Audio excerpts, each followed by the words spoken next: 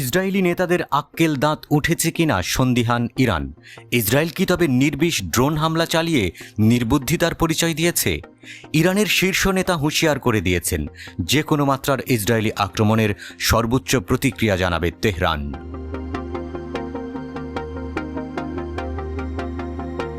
ইরানের পররাষ্ট্রমন্ত্রী হুসেইন আমির আবদুল্লাহিয়ান দেশটির আকাশ প্রতিরক্ষা ব্যবস্থার যুদ্ধ প্রস্তুতির প্রশংসা করেছেন এবং ইসরায়েলি সেনাবাহিনীর ড্রোনগুলোকে শিশুদের খেলনার মতো বলে বর্ণনা করেছেন। আমির আবদুল্লাহিয়ান শুক্রবার এনবিসি নিউজের সাথে একটি সাক্ষাৎকারে বলেছেন, শুক্রবার যা ঘটেছে তা হামলা ছিল না।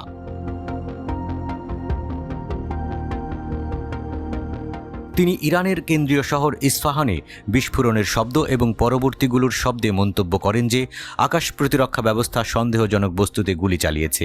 আমির আবদুল্লাহিয়ান বলেছেন, বৃহস্পতিবার রাতে ইস্পাহানে যা ঘটেছে সেটা কোনো হামলা ছিল না। প্রকৃতপক্ষে এগুলো দিয়ে আমাদের শিশুরা খেলা করে, এগুলো কোনো ড্রোন ছিল না।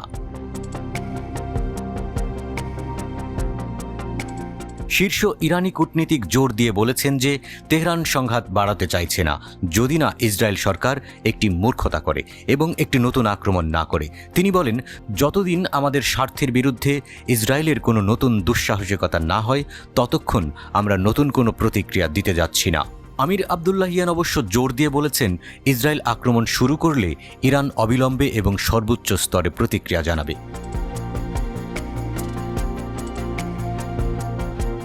তিনি জানিয়েছেন, যদি ইসরায়েল আমার দেশের বিরুদ্ধে একটি সিদ্ধান্তমূলক পদক্ষেপ নেয় এবং এটি আমাদের কাছে প্রমাণিত হয়, আমাদের প্রতিক্রিয়া তাৎক্ষণিক এবং সর্বোচ্চ হবে এবং তারা অনুশোচনা করবে। ইরানের পররাষ্ট্রমন্ত্রীর মতে, ইসরায়েলের বিরুদ্ধে অপারেশন ট্রু প্রমিসকে একটি সতর্কবার্তা হিসেবে দেখানো হয়েছিল। আমির আবদুল্লাহিয়ান বলেছেন, আমরা হাইফা এবং তেল আবিবকে আঘাত করতে পারতাম, ইসরায়েলের সমস্ত অর্থনৈতিক বন্দরকেও লক্ষ্যবস্তু করতে পারতাম, কিন্তু আমাদের রেড লাইন ছিল বেসামরিক লোক, আমাদের শুধুমাত্র একটি সামরিক উদ্দেশ্য ছিল।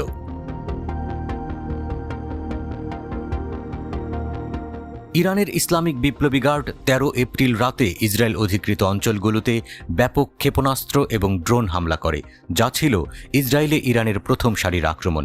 তেহরানের দাবি, প্রতিশোধমূলক এই হামলা দখলকৃত ভূমি জুড়ে ইসরায়েলি সামরিক ঘাঁটির ক্ষতি করেছে। অপারেশন ট্রু প্রমিস সিরিয়ায় ইরানের দূতাবাসে ইসরায়েলি হামলার প্রতিশোধ। বিমান হামলায় সিরিয়ায় উপদেষ্টা মিশনে থাকা 2 সিনিয়র ইরানি সামরিক কর্মী এবং তাদের সাথে থাকা 5 জন কর্মকর্তা নিহত হয়েছেন।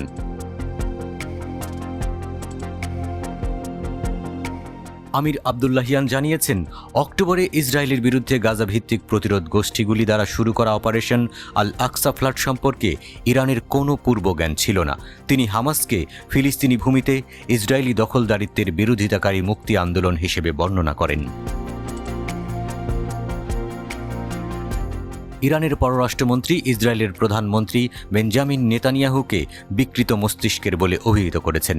তিনি বলেছেন, ইসরায়েল হামাসকে ধ্বংস করতে বা গাজার অভ্যন্তরে নেতাদের গ্রেপ্তার করতে সক্ষম হয়নি, হামাসকে নিরস্ত্র করতে সক্ষম হয়নি, অস্ত্র ও সরঞ্জাম ধ্বংস করতে সক্ষম হয়নি।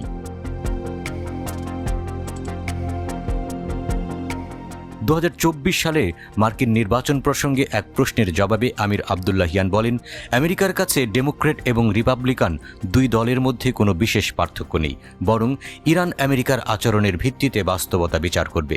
যদি তাদের আচরণ হয় হস্তক্ষেপ বিরোধী, ইরানি জনগণের প্রতি তারা যদি সম্মান দেখাতে পারে এবং ইরানের সার্বভৌমত্ব ও ভৌগোলিক অখণ্ডতার প্রতি শ্রদ্ধা দেখায়, তাহলে আমেরিকার জনগণের পছন্দের প্রতি সম্মান জানাবে ইরান।